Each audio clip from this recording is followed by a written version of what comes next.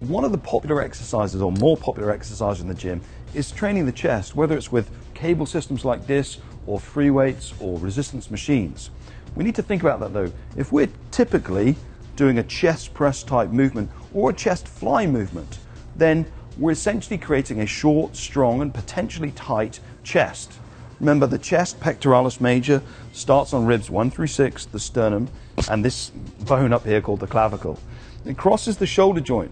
So essentially what's going to happen as this muscle gets short, strong, and tight is it's going to create what we call shoulder protraction. The shoulder's going to get pulled into this forward position.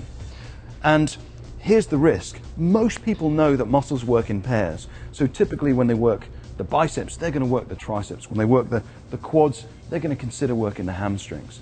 The challenge here is when people think about front and back, they tend to think about the chest, pectoralis major, and then the key muscle in the back is often lats, latissimus dorsi. So what they'll do is maybe some pull down work or some low elbow work is going to effectively target lats, but let's consider latissimus dorsi. Lats start in the thoracolumbar fascia and sweep up and insert onto this bone called the humerus. But here's the important point. It inserts onto the front, we call it the anterior aspect of the humerus. So it sweeps up and inserts onto the front. So if we're doing that to balance an already short, strong, and possibly tight chest muscle group, then the lats get shorter, stronger, and tighter.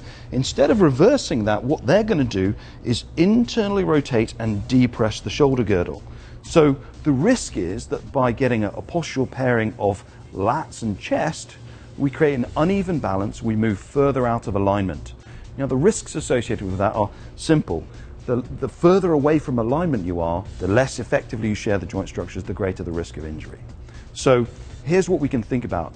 To match that chest press, we can look at a high elbow row. So